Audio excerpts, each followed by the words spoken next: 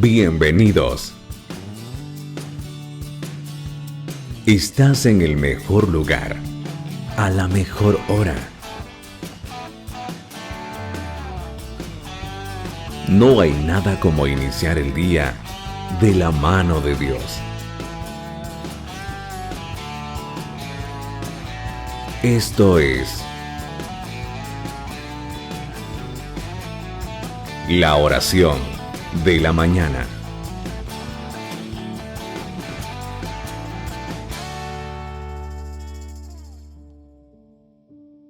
Hola, buen día. ¿Cómo está en este hermoso día?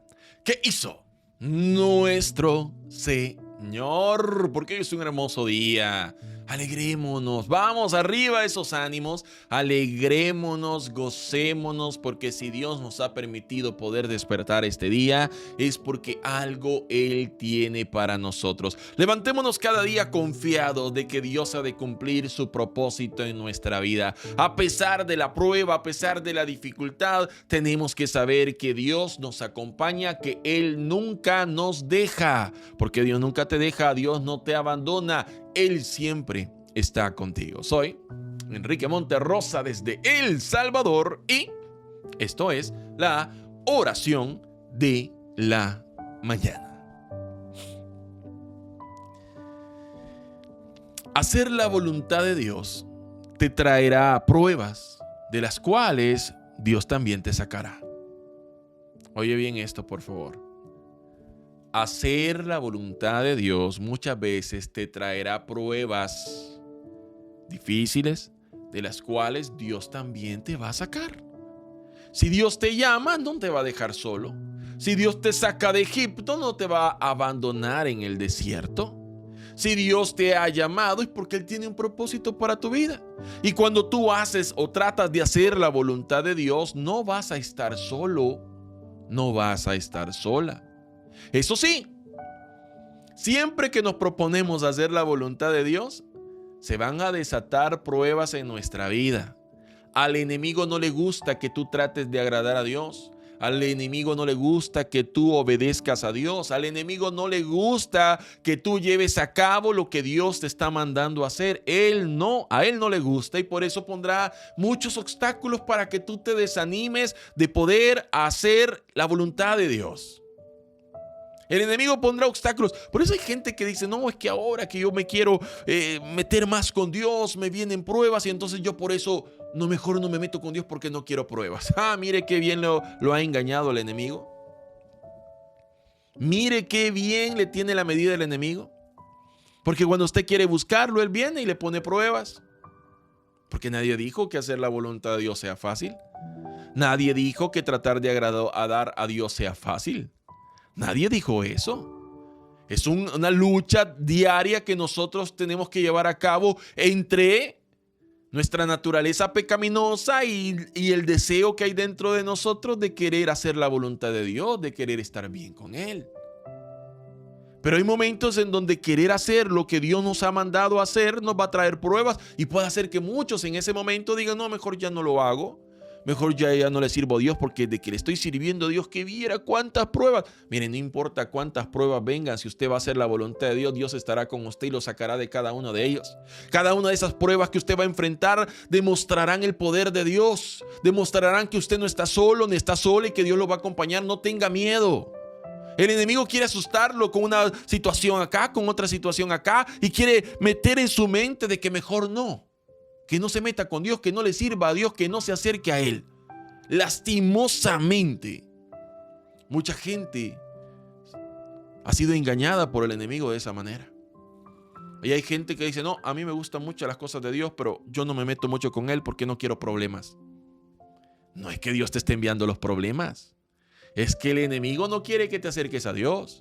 Porque el enemigo sabe que si te acercas a Dios, tú vas a ver y vas a conocer el poder de Dios. Vas a conocer más cerca a Dios, te vas a enamorar de Él. Y entonces no vas a hacer ya nada de lo que el enemigo te está tratando de llevar a hacer. Hay un hombre en la Biblia que era un profeta de Dios. Un profeta de Dios es alguien que lleva el mensaje de Dios, el mensaje que Dios mismo le ha dado. En la Biblia hemos visto muchos profetas como el profeta Samuel, el profeta Elías, el profeta Eliseo. Pero hay un hombre que fue profeta en una de las épocas más difíciles de Israel. Y hablo del profeta Jeremías, apodado por muchos como el profeta llorón. Y es que sucede que Jeremías predicaba y nadie le hacía caso.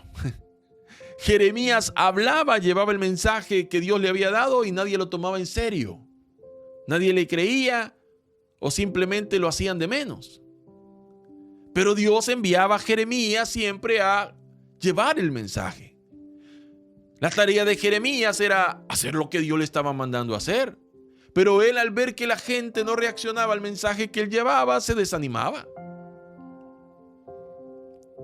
Y entonces ahí es donde entra un gran conflicto, porque Jeremías en muchas ocasiones se sentía un poco, pero ¿para qué voy a llevar el mensaje si nadie me escucha, no?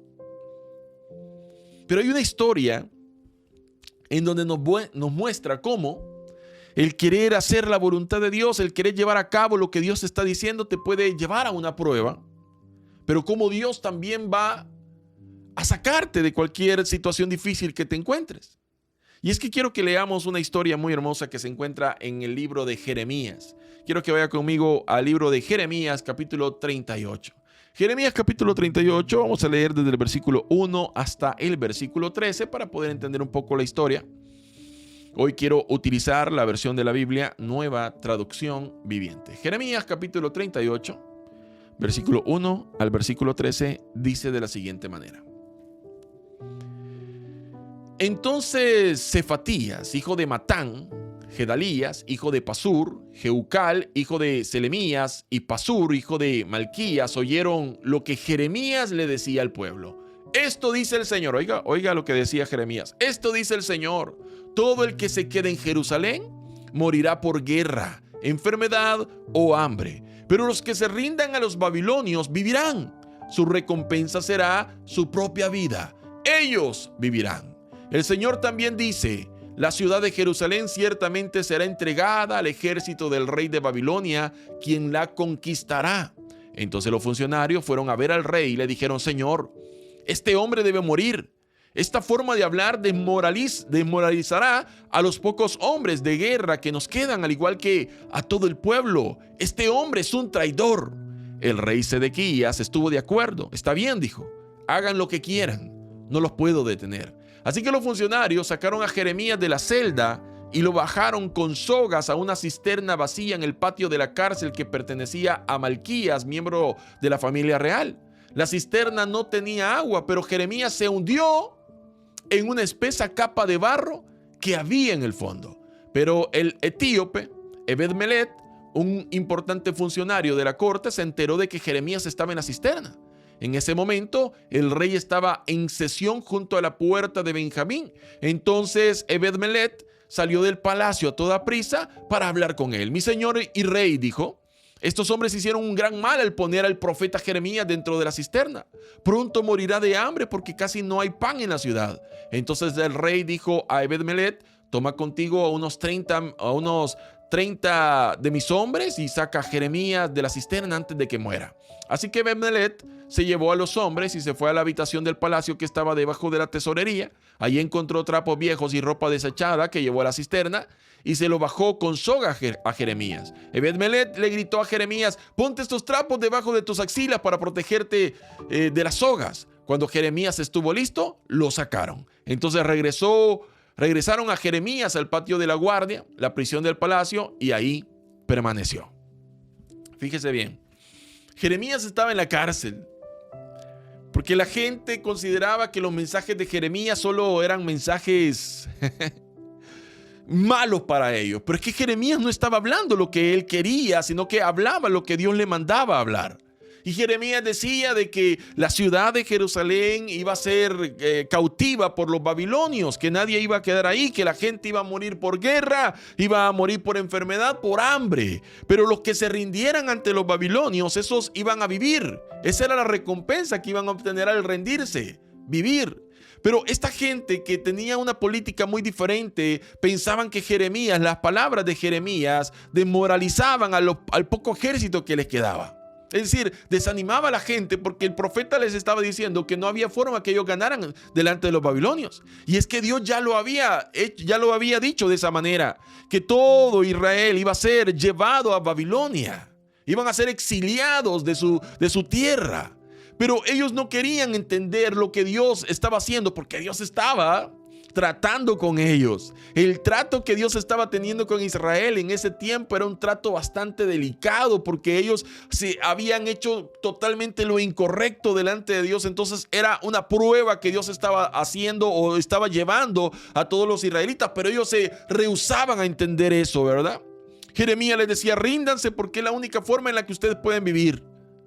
Eso llevó a que a Jeremías lo tiraran en una cisterna, parecido a lo que hicieron con José, ¿no? Los hermanos de José lanzaron a José en una cisterna. Ahora, esta gente que no le gusta el discurso o las palabras que Dios le había mandado a Jeremías a que dijera al pueblo, tampoco les gustaban. Entonces echaron a Jeremías en una cisterna. El problema es que la cisterna no tenía agua, solo tenía lodo. Y cuando tiraron a Jeremías, él se hundió en el lodo. Es decir, Jeremías estaba hundido en el lodo por hacer la voluntad de Dios, por llevar a cabo lo que Dios le dijo que dijera. Muchas veces, por querer hacer lo que Dios te dice, vas a enfrentarte a pruebas. Habrá gente que no estará de acuerdo con lo que haces o con lo que dices. Habrá gente que querrá lanzarte en una cisterna. Habrá muchos que querrán enterrarte en el lodo por lo que estás haciendo o diciendo para Dios. Pero tú hazlo, porque el mismo Dios que te envió a decir eso, el mismo Dios que te llevó a hacer eso, es el mismo Dios que demostrará su poder para salvarte, para sacarte, para cuidarte, para protegerte, para sacarte de cualquier cisterna en la que te encuentres. Si bien es cierto, Jeremías estaba pasando una prueba difícil, pero Dios seguía estando con él. Dios no lo iba a abandonar.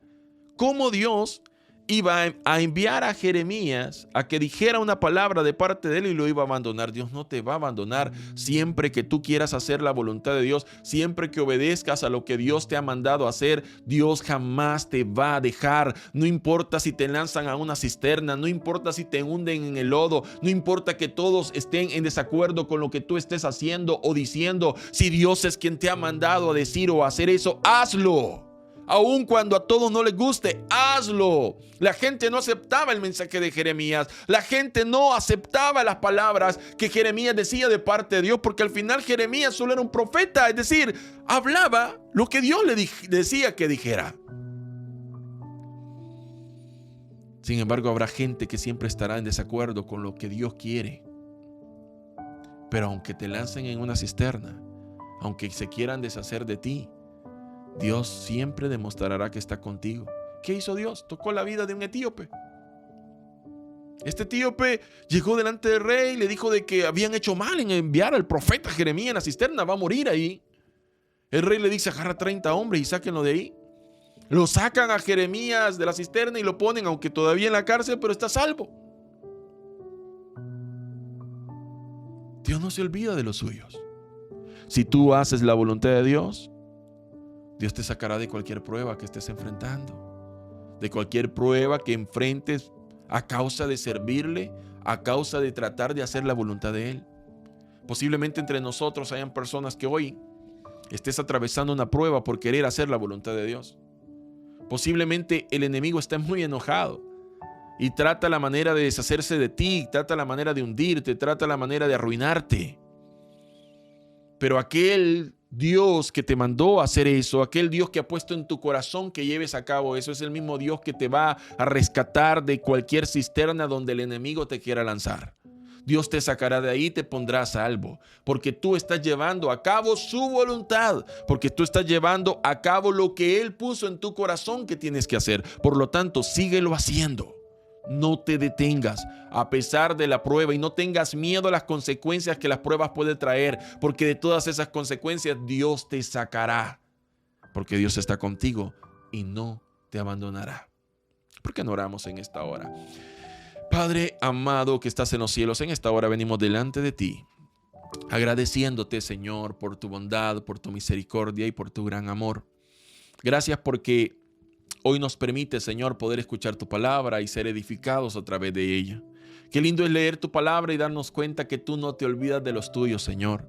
Que tú siempre tienes cuidado de los tuyos y tú harás lo que sea necesario para ponernos a salvo. Y hoy quiero orar, Señor, por aquellos que han decidido hacer tu voluntad, por aquellos que han decidido buscarte, agradarte, Señor. Pero que a pesar de esa decisión que han tomado, están recibiendo demasiadas pruebas, están recibiendo muchas situaciones que se están volviendo complicadas. Quiero orar, Señor, para que tú te manifiestes en sus vidas y a pesar de la prueba, Señor, que esa tarea o esa acción de hacer tu voluntad los ha traído, Señor, que tú los puedas sacar de cada una de esas pruebas. Que tú los puedas poner a salvo, que tú puedas demostrar cómo tú los cuidas, cómo tú los proteges y cómo tú los defiendes. Oro para que tú fortalezcas a aquel que estaba desanimado. Oro para que tú sanes al que estaba enfermo, Señor, en el nombre de Jesús. Oro para que le proveas al que necesitaba provisión. Oro para que hagas justicia en la vida de aquellos que estaban enfrentando una injusticia. Oro, Señor, para que tú traigas paz a aquella persona que estaba afligida. Oro para que traiga descanso, Señor, a aquella persona que estaba cansada. Oro, Dios mío, para que tú pongas en el corazón de cada una de las personas que hoy está escuchando estas palabras, Señor, una paz sobrenatural.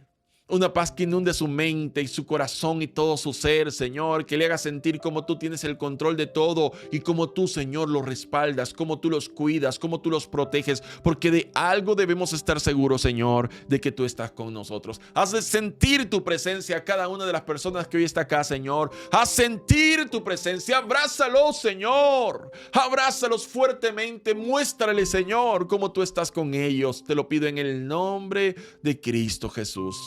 Padre, en el nombre de Cristo Jesús, llénanos con tu presencia, llénanos de tu fortaleza, llénanos, Señor, con tu gracia abundante en nuestra vida, que sea tu paz gobernando nuestros hogares. Y oro, Señor, por cada hogar y cada familia acá representado, para que tú los puedas bendecir, los puedas cuidar, les puedas proveer, les puedas sanar, les puedas dar sabiduría, les puedas dar fortaleza, Señor, les puedas dar descanso, que tu cobertura esté sobre cada hogar y cada familia, Señor, y que tu paz gobierne sobre cada hogar y cada familia que ha representado. Dios mío, por favor, aquellos que tienen peticiones especiales, Señor, en sus vidas, que seas tú quien pueda contestar esas peticiones y dar una respuesta maravillosa, Señor. Haz milagros en medio de tu pueblo. Te lo pido en el nombre de Cristo Jesús. Y todo lo que te he pedido también te lo he pedido en el nombre de Cristo Jesús. Amén y amén.